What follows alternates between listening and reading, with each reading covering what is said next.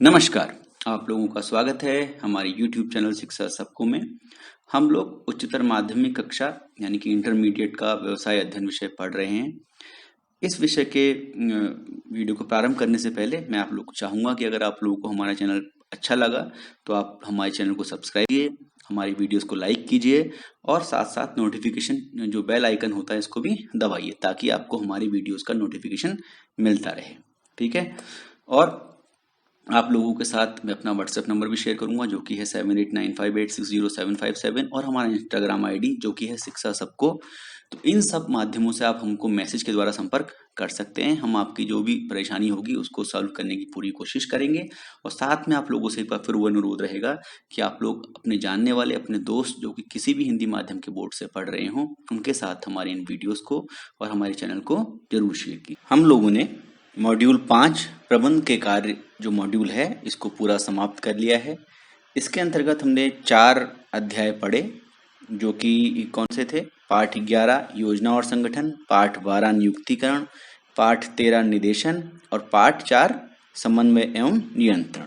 तो इन सारे जो हमने पाठ पढ़े इनमें हमने जाना कि प्रबंध के कार्य कौन कौन से प्रकार के होते हैं और उनके संबंध में संक्षिप्त रूप से हमने काफी कुछ पढ़ा है अभी तक मॉड्यूल 5 के अंतर्गत। ठीक है, हमने प्रारंभ किया था योजना से कि किस प्रकार से योजना बनाई जाती है, फिर योजना के अनुरूप संगठन को संगठित किया जाता है, संगठन को स्वरूप दिया जाता है, उसके पश्चात फिर संगठन को इसके विभिन्न पदों को भरने के लिए नियुक्तिकरण किया जाता है, फिर नियुक्तिकरण के पश्चात जिन लोगों के हमने काम पे रखा है उनको निर्देशन किया जाता है। ठीक है ना, उनको निर्देश दिए जाते हैं ताकि वो लोग जो संगठन है उसके उद्देश्य के हिसाब से काम कर सके। इसके पश्चात फिर समन्वय की बारी आती है। समन्वय में क्या होता है, जो सारे अलग अलग विभाग हैं, अलग अलग व्यक्ति हैं, उन सबके कार्यों में समरूपता लाई जाती है। उनके कार्य इस प्रकार से करवाए जाते हैं कि वो सभी लोग सम्मिलित रूप से सामूहिक रूप से जो संगठन है उसके उद्देश्य को प्राप्त करने के लिए काम करें। और फिर सबसे अंत में हमने पढ़ा नियंत्रण के बारे में, जिसमें कि हमने जाना कि किस प्रकार से जो योजना हमने बनाई थी, जो मानक हमने रखे थे, उनकी पूर्ति हो रही है या नहीं हो रही है, उनका मूल्यांकन किया जाता है और उसके मूल्यांकन के आधार पर तुलना की जाती है और तुलना के पश्चात अगर कोई विचलन हमको मिलता है, कोई डिफरेंस मिलता है तो जो सुधारात्मक कार्य है वो किया जाता है, वो सही किया जाता है। ठीक है ना, सुधार किया जाता है। इसके पश्चात हम लोग आज क्या करने वाले हैं, अगला जो मॉड्यूल 6 है उसको प्रारंभ करने से पहले आज हम एक बार संक्षिप्त रूप में छोटे से रूप में देखेंगे कि कौन किस किस प्रकार के प्रश्न पिछले 3 सालों में, पिछले 3 क्वेश्चन पेपर्स जो कि मेरे को मिले हैं इंटरनेट से उनमें आए थे। ठीक है, तो मॉड्यूल जो 5 है उस पर आधारित महत्वपूर्ण प्रश्नों पर हम लोग चर्चा करेंगे। तो सबसे पहले हम बात करेंगे प्रश्न पत्र जो कि अप्रैल 2018 का है। तो अप्रैल 2018 में जो पहला सवाल इस मॉड्यूल से आया है वो ये है, यदि सूचना प्राप्त करने वाला तथा भेजने वाला एक दूसरे को विश्वास नहीं करें तो इससे प्रभावी संप्रेषण की जो बाधा उत्पन्न हो सकती है वो कौन सी होगी। हमने पढ़ा था कि किस प्रकार से भाषागत, संगठनात्मक, व्यक्तिगत और दृष्टिकोणात्मक जो बाधाएं होती हैं उनकी वजह से जो कम्युनिकेशन है, जो संप्रेषण है वो सही प्रकार से नहीं हो पाता है। तो ये वाला जो कारण है कि एक दूसरे पर विश्वास नहीं करते हैं वो आता है दृष्टिकोणात्मक। ठीक है ना, जिसमें कि जो भेजने वाला है, जो पाने वाला है, उनके दृष्टिकोण में, उनके माइंड सेट में परिवर्तन होता है, चेंजेस होते हैं। ठीक है ना, वो एक दूसरे से विपरीत होते हैं, वो एक दूसरे पर विश्वास नहीं करते हैं। तो ये इसका जो सही उत्तर होगा वो होगा दृष्टिकोणात्मक। अगला जो प्रश्न है वो है जवाबदेही निर्धारित करना किस प्रक्रिया का एक चरण है। तो जब हम जवाबदेही की बात करते हैं तो हम संगठन में योजनाबद्ध तरीके से जब हम जिम्मेदारी नीचे के लोगों को देते हैं, ठीक है ना, और नीचे के लोगों को कब देते हैं, जब हम विकेंद्रीकरण करते हैं, जब केंद्र से सारी शक्ति हम हटाकर जो नीचे के डिपार्टमेंट्स हैं उनको बांट देते हैं। ठीक है ना, तो उसको बोलते हैं शक्ति का विकेंद्रीकरण। तो उसका सही जवाब होगा विकेंद्रीकरण, जिसमें कि शक्ति भी नीचे दी जाती है और साथ साथ शक्ति या अधिकार के साथ साथ उनको जवाबदेही भी दी जाती है। तो इस प्रकार से जवाबदेही निर्धारित करना विकेंद्रीकरण की प्रक्रिया का एक चरण है। अब हम बात करेंगे, जो अगला सवाल आया है वो आया है, प्रबंध के नियंत्रण कार्य की किन्हीं 3 विशेषताओं का उल्लेख कीजिए। तो मैंने आपको बहुत सारी विशेषताएं नियंत्रण कार्य की बताई थी, जिनमें कि योजना नियंत्रण का आधार है, ये एक विशेषता थी। नियंत्रण निरंतर चलने वाली एक प्रक्रिया है, ये भी एक विशेषता थी। नियंत्रण सर्वव्यापक है, हर जगह होता है, वो भी एक विशेषता है। कार्यवाही नियंत्रण का सार है, और नियंत्रण आगे की ओर देखता है। इनमें से कोई सी भी 3 विशेषताएं आप इसके उत्तर में लिख सकते हैं। अगला जो प्रश्न है वो है, प्रबंध के नियोजन कार्य की किन्हीं 4 सीमाओं को संक्षेप में समझाइए। तो यहाँ किसकी बात कर रहे हैं? प्लानिंग वाले काम की बात कर रहे हैं, नियोजन वाले काम की बात कर रहे हैं। तो उसकी जो 4 सीमाएं थी, उसकी भी हमने सीमाओं के बारे में भी चर्चा की थी वीडियो में। तो स्थायित्व इसकी एक सीमा होती है, ठीक है ना। जो प्लानिंग होती है, प्लानिंग की वजह से कई बार स्थायित्व का अभाव हो जाता है। फिर जो प्लानिंग होती है वो संभावनाओं पर डिपेंड करती है, ठीक है। तो संभावित अगर आउटपुट नहीं आता है तो उसकी वजह से आपकी प्लानिंग फेल मानी जा सकती है। तो ये भी नियोजन की सीमा है। खर्चीला और अधिक समय लेने वाला, जब आप प्लानिंग करने बैठते हैं तो वो एक तो खर्चीला है, क्योंकि उसमें आपको कई सारे लोगों की जरूरत पड़ती है, संसाधनों की आवश्यकता पड़ती है। तो एक तो खर्चीला है और समय ज़्यादा लगता है। प्लानिंग अगर आप करेंगे तो, क्योंकि प्लानिंग में भी टाइम लगता है, तो उसकी वजह से जो पूरा प्रक्रिया है, जो काम आप करने जा रहे हैं, उसमें ऑटोमेटिकली टाइम ज़्यादा लगता है, काम में देरी होती है, ठीक है ना। गलत निर्देशन कई बार हो जाता है। तो इस प्रकार से कोई सी भी 4 सीमाएं आप लिख सकते हैं, ठीक है ना। सुरक्षा का गलत अनुमान भी इसकी एक सीमा है। अगला जो प्रश्न है वो है, प्रबंध जो है उसके नियंत्रण कार्य की प्रक्रिया के चरणों को संक्षेप में समझाइए। तो नियंत्रण में हमने देखा था कि अलग अलग 5 स्टेप्स होते हैं। कौन कौन से? मानकों का निर्धारण, फिर काम का मापन, फिर कार्य का मूल्यांकन, फिर विचलन के कारणों का पता लगाना। कार्य के मूल्यांकन के बाद हमें पता चलता है कि कुछ विचलन है, जो हमने टारगेट सेट किया था उसके हिसाब से जो एक्चुअल आउटपुट है वो नहीं आया है, तो यानी कि कुछ डिफरेंस है। तो फिर हम उसके कारणों का पता लगाते हैं और लास्ट में हम सुधारात्मक कार्य करते हैं। तो ये नियंत्रण प्रक्रिया के विभिन्न चरण हैं, इनके बारे में आप इसके उत्तर में लिख सकते हैं। यहाँ मैं आपको पूरा उत्तर नहीं बता सकता, केवल आपको संक्षेप में बता सकता हूँ कि किस प्रकार से आपको उत्तर लिखना है। अगला प्रश्न आया है जो वो दीर्घ उत्तरी प्रश्न है, 6 नंबर का प्रश्न है। तो यह समान उद्देश्यों की प्राप्ति के लिए समूह के प्रयत्नों में एक रूपता लाने की एक क्रमबद्ध व्यवस्था है। तो ये आप समझ जाइए, जहाँ एक रूपता की बात कर रहा है, प्रयत्नों में एक रूपता की बात कर रहा है, वहाँ समन्वय की बात हो रही है, ठीक है ना। क्योंकि समन्वय में ही प्रयत्नों में एक रूपता आती है, जिससे कि जो संगठन है उसके उद्देश्यों की प्राप्ति की जा सके, जो समान उद्देश्य हैं उनकी प्राप्ति की जा सके, और एक क्रमबद्ध व्यवस्था है। तो इस अवधारणा की पहचान कीजिए। तो अवधारणा आपने पहचान ली कि ये समन्वय है, और इस प्रकार पहचानी गई अवधारणा का अर्थ दीजिए, और साथ ही इसकी विशेषताएं भी बताइए। तो इसका अर्थ क्या हमने पढ़ा था? ब्रैच के शब्दों में समन्वय का अर्थ विभिन्न सदस्यों को कार्यों का उचित आवंटन सुनिश्चित कर टीम को संतुलित व एकजुट रखना है, तथा यह देखना है कि कार्य का निष्पादन सदस्यों के बीच सामंजस्य बिठाकर उनको एक साथ लेकर किया जा रहा है, ठीक है ना। तो ये आप लिख सकते हैं। और साथ साथ जो एक चीज हमने नहीं पढ़ी थी, जो कि बहुत इंपॉर्टेंट है, मैं आपको इसमें बता देता हूँ। समन्वय की विशेषता हमने नहीं पढ़ी थी। समन्वय की विशेषता आपकी किताब में नहीं दे रखी है, लेकिन मैंने आपके लिए यहाँ पर लिखी है, इसको आप लिख लीजिएगा, ठीक है। तो समन्वय की विशेषता कौन कौन सी है? समन्वय सामूहिक कार्यों में एकात्मकता लाता है, मतलब जो अलग अलग कार्य हैं, सामूहिक जो कार्य हैं, उनके अंदर एक सूत्र में उसको बांधता है, ठीक है ना, सबको एक करता है। समन्वय एक निरंतर चलने वाली प्रक्रिया है। तो समन्वय भी, जैसे नियंत्रण एक निरंतर चलने वाली प्रक्रिया है, वैसे ही समन्वय भी एक निरंतर चलने वाली प्रक्रिया है। तो अधिकतर जो मैनेजमेंट के जो कार्य हैं वो निरंतर चलने वाली प्रक्रियाओं में ही आते हैं। इसी प्रकार से समन्वय की आवश्यकता भी हमेशा पड़ती है। आप चाहते हैं कि विभिन्न विभागों में समन्वय हमेशा होता रहे, ठीक है। तो ये एक निरंतर चलने वाली प्रक्रिया है। समन्वय सभी प्रबंधकों का उत्तरदायित्व है। इसके लिए किसी एक स्तर उत्तरदायी नहीं है। जरूरी नहीं कि सिर्फ उच्च प्रबंध है, कि वो मध्यम प्रबंध है, या जो निचले स्तर का, निम्न स्तर का प्रबंध है, वही इसके लिए उत्तरदायी हो। सारे के सारे लोग सामूहिक रूप से, सारे जो प्रबंधक हैं वो उसके उत्तरदायी होते हैं। फिर अगला जो विशेषता है वो है आंतरिक तथा बाह्य। मतलब अंदर के अंदरूनी और बाहरी दोनों प्रकार का समन्वय जरूरी है। अंदरूनी से मतलब हुआ कि जो विभाग के जो संगठन के अंदर जो विभागों के बीच समन्वय हो रहा है वो, और जब आप बाहरी की बात करते हैं तो आप अपनी कंपनी का समन्वय, जैसे आप कंपनी का समन्वय आप जो जिला प्रशासन है उसके साथ आपको रखना पड़ेगा, वो आपको पॉल्यूशन कंट्रोल बोर्ड के साथ उसका समन्वय रखना पड़ेगा। तो बहुत सारी ऐसी एजेंसीज हैं जिनके के साथ आपको समन्वय लेकर चलना पड़ेगा। और एक बहुत मोटे रूप में देखा जाए तो आपको समाज के साथ भी समन्वय में चलना पड़ेगा। समाज के हितों के विरुद्ध आपको कोई भी कार्य नहीं करना है, ठीक है ना। तो समाज के साथ, समाज को भी साथ में लेके चलना है, तो वो भी एक समन्वय का ही रूप है। तो वो कैसा समन्वय है? बाह्य समन्वय है, बाहरी समन्वय है। सबसे अंत की जो विशेषता है वो है कि समन्वय जो है प्रबंध का सार है, ठीक है ना। तो प्रबंध को विशेषता है, देखा जाता है कि प्रबंध के माध्यम से आप लोग सारे के सारे कामों को एक साथ लेकर चलते हैं, ठीक है ना, सामूहिक रूप से लेकर चलते हैं। और जो मैनेजर है उसका मेन काम ही समन्वय का होता है, कोऑर्डिनेशन का होता है। कोऑर्डिनेशन के माध्यम से ही आप लोग अपने जो टारगेट्स हैं, जो आपके ऑब्जेक्टिव्स हैं, उनको अचीव कर सकते हैं, उनको पा सकते हैं, ठीक है। तो ये तो इस प्रश्न का आंसर हो गया। अब अगला जो प्रश्न पत्र है वो है अप्रैल 2019 का। हमने 3 इसमें डिस्कस किए हैं, अप्रैल 2018, अप्रैल 2019 और अक्टूबर 2019। तो इसके अंतर्गत अप्रैल 2019 में जो पहला सवाल है वो है प्रबंध का कौन सा कार्य त्रुटियों को कम करने में सहायक होता है? किसकी सहायता से आप कमियों को कम करते हैं? आपको पता है जो हमने पढ़ा था सबसे लास्ट वाला जो काम था नियंत्रण।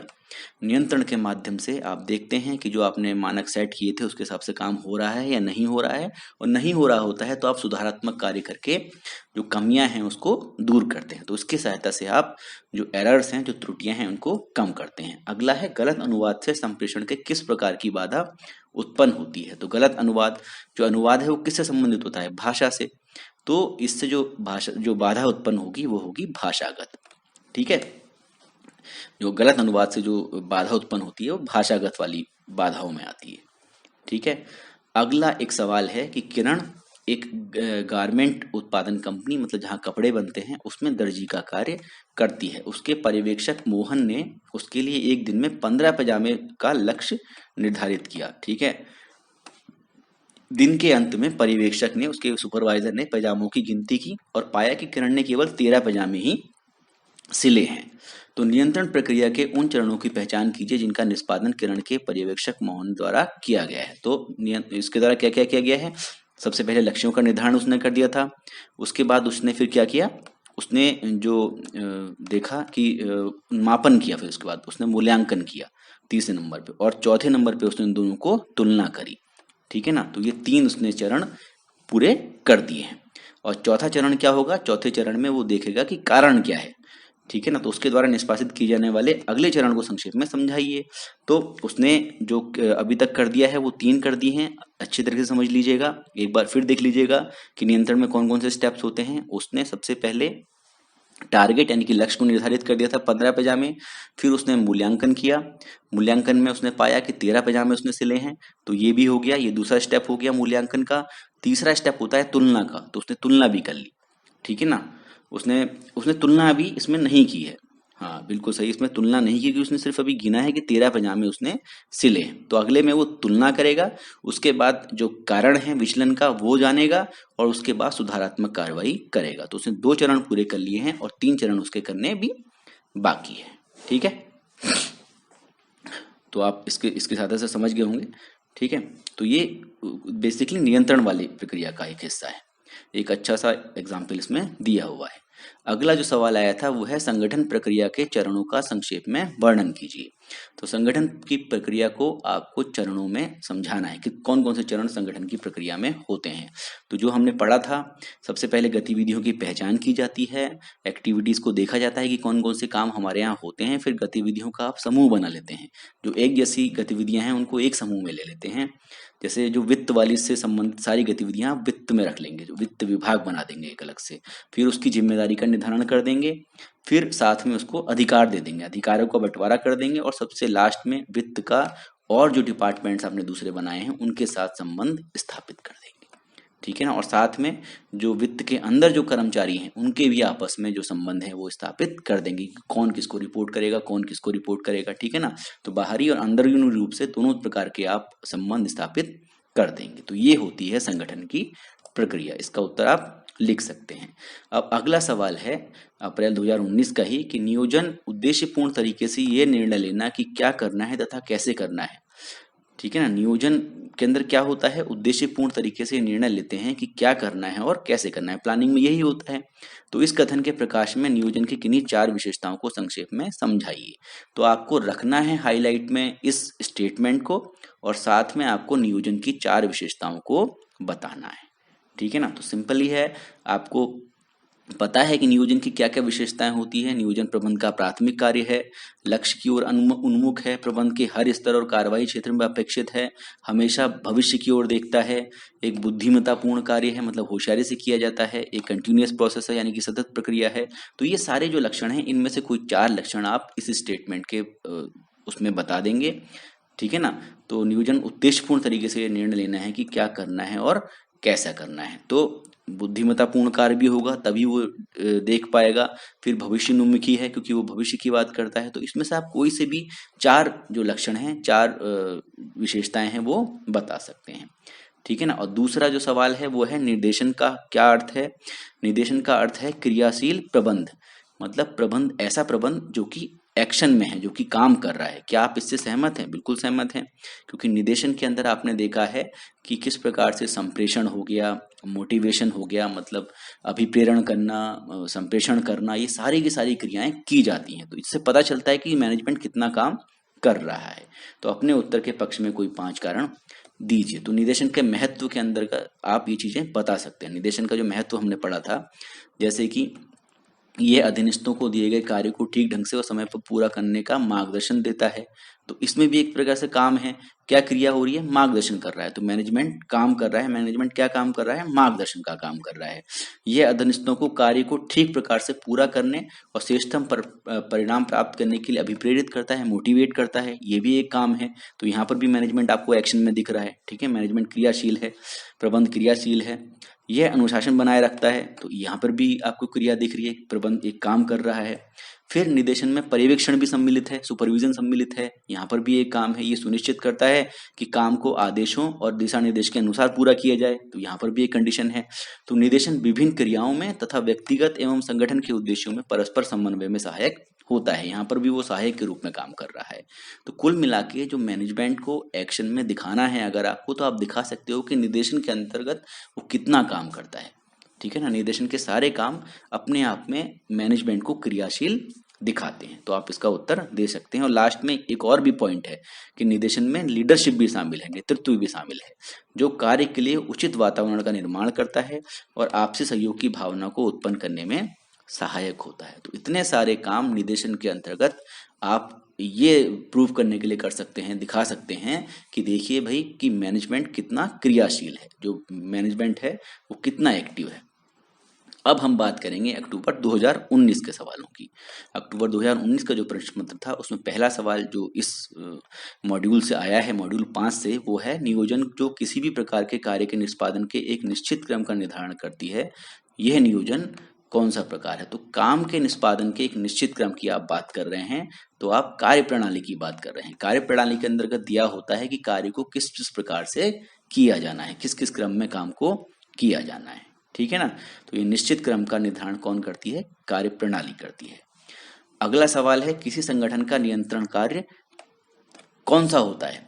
तो बिल्कुल सही, हमने जो नियंत्रण के कार्य की एक बहुत मेन विशेषता है कि नियंत्रण हमेशा आगे की ओर देखता है, वो भविष्योन्मुखी होता है। तो इसका ए ऑप्शन ठीक है, जो आगे की ओर देखता है।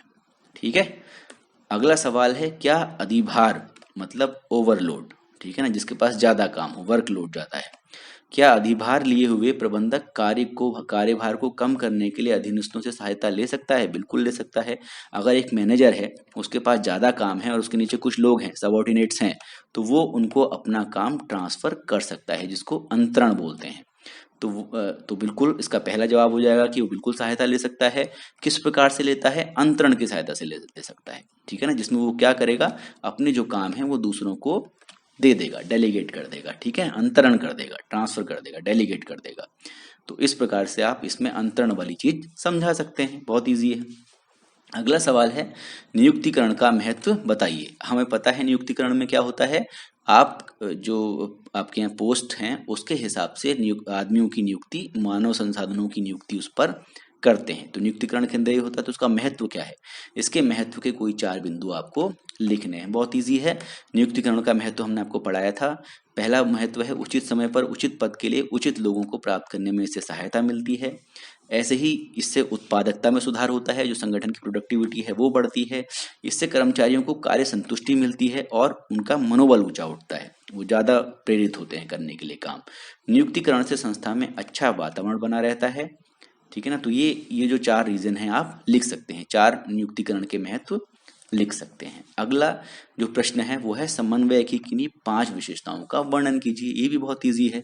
मैंने आपको बताया समन्वय की विशेषताएं आपकी किताब में नहीं दे रखी है, लेकिन मैंने अभी पिछले एक सवाल में आप इसको इसका उत्तर बताया है, वहां से आप समन्वय की विशेषताएं लिख सकते हैं। अगला सवाल है संगठन की प्रक्रिया के विभिन्न चरणों का उल्लेख करते हुए संगठन की प्रक्रिया को समझाइए। किस प्रकार से संगठन किया जाता है। ये भी हमने संगठन की प्रक्रिया के जो विभिन्न चरण है वो भी अभी पिछले एक सवाल के उत्तर में देखे थे, जिसमें कि मैंने आपको बताया था गतिविधियों की पहचान होती है, फिर गतिविधियों का समूह बनाते हैं, जिम्मेदारी का निर्धारण करते हैं, अधिकारों का बंटवारा होता है और सबसे लास्ट होता है संबंध स्थापित करना। तो इस प्रकार से आप इसका उत्तर भी लिख सकते हैं।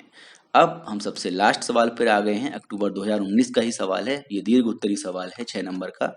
संप्रेषण की प्रभावपूर्णता, मतलब संप्रेषण प्रभावशाली कब हो सकता है, इस पर निर्भर करती है कि संदेश को उसी रूप में समझा जाए जिसमें उसे संप्रेषण किया गया है। मतलब जो संप्रेषण है यानी कि कम्युनिकेशन है वो तभी बहुत अच्छा माना जाएगा जबकि जो प्रेषक ने भेजा है वही जो रिसीवर है, जो प्राप्त करता है, उसके पास पहुंचे, वो समझे उसको उसी तरीके से जिस तरीके से कि जो संप्रेषक है या प्रेषक है वो समझाना चाह रहा है। तो इस स्थिति में बाधा बनने वाले क्या कारण हो सकते हैं। हमने ऐसे 4 कारण डिटेल में पढ़े थे, उनको आप किताब में दोबारा से देख सकते हैं। बहुत इजी है। 4 प्रकार के हमने कारण पढ़े थे। भाषागत बाधाएं थी, जिसमें कि अनुवाद वाली पॉइंट आता है। कई बार एक शब्द के कई सारे मीनिंग होते हैं, वो एक आता है। तो इस प्रकार के कई सारे एग्जाम्पल आप देख सकते हैं। फिर दृष्टिकोणात्मक बाधाएं थी, जिसमें से एक विश्वास की कमी ना होना था, जो कि हमने अभी एक सवाल के उत्तर में देखा था। ऐसे ही संगठनात्मक बाधाएं होती हैं। संगठन में कई बार पोस्टों की वजह से, जो पद होते हैं उनकी वजह से भी एक बाधा होती है। कई बार लोग खुल के बात कर नहीं पाते हैं। फिर व्यक्तिगत बाधाएं आती हैं, ठीक है ना। परस्पर इंटरपर्सनल स्किल्स की बाधाएं होती हैं। कई बार एक आदमी दूसरे आदमी को पसंद नहीं करता है तो उससे कुछ बात नहीं करता है। तो ऐसी जो बाधाएं हैं आप किताब से देख सकते हैं, और मैंने आपको पढ़ाया भी था, तो यहाँ वहां से भी आप इस चीज को लिख सकते हैं। तो इस प्रकार से हमने जो ये मॉड्यूल 5 पढ़ा है, इसमें से लगभग 20 नंबर के सवाल आपके जो प्रश्न पत्र है उसके अंदर आते हैं। तो 20 नंबर के इससे आते हैं, और जो चौथा मॉड्यूल हमने इससे पहले पढ़ा था उसमें से 15 नंबर के आते हैं। तो हम अभी तक कुल मिला के लगभग 35 नंबर का जो प्रश्न पत्र है वो 35 नंबर के प्रश्न पत्र का जो कोर्स है वो पढ़ चुके हैं। ठीक है। तो लगभग 30-35 नंबर आप आराम से ला सकते हैं अगर आपकी जो चीज़ें मैंने आपको पढ़ाई हैं वो सही प्रकार से डिटेल में पढ़ें। और बिल्कुल आपको घबराने की आवश्यकता नहीं है। जो भी चीज़ आपको समझ में नहीं आती है वो आप मेरे से, जो हमारे जो 2 चैनल हैं, जो माध्यम हैं, संप्रेषण के 2 माध्यम हैं, एक व्हाट्सएप है और एक इंस्टाग्राम है, इसके माध्यम से आप अपनी कोई भी दिक्कत इस सब्जेक्ट से संबंध में है, कोई दूसरे सब्जेक्ट के संबंध में है, उसमें हमारे साथ बात कर सकते हैं। ठीक है। तो आप लोगों से फिर अंत में एक बार वही अनुरोध रहेगा कि आप लोग अपने जानने वाले, अपने दोस्त, ऐसे लोग जो कि किसी भी हिंदी माध्यम के बोर्ड से इंटरमीडिएट या हाई स्कूल की पढ़ाई कर रहे हैं, उनके साथ हमारी वीडियोस को और हमारे चैनल को जरूर शेयर कीजिएगा। धन्यवाद। Thank you.